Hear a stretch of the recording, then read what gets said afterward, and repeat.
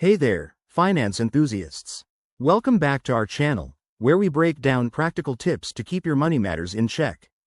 Today, we're diving into a super useful topic: how to merge duplicate transactions in Mint.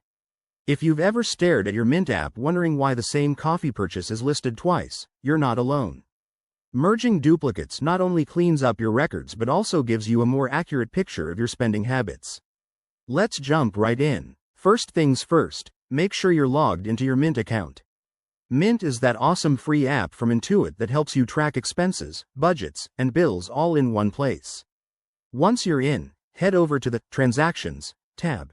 That's usually front and center on the dashboard. Here, you'll see a list of all your recent activities.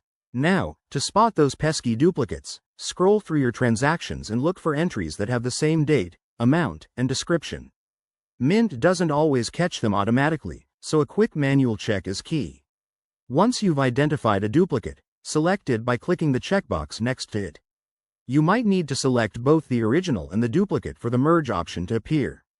Next, look for the More Actions, or Edit, button, often represented by 3 dots or a gear icon. Click on that, and you should see an option like Merge Transactions.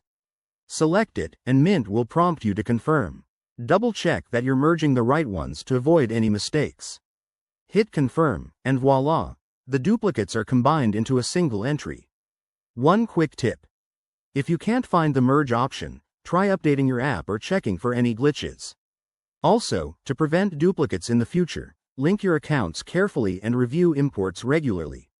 There you have it, your Mint feed is now clutter-free, making budgeting a breeze. If this helped, give us a thumbs up, subscribe for more finance hacks, and drop your questions in the comments below. Thanks for watching, and see you next time.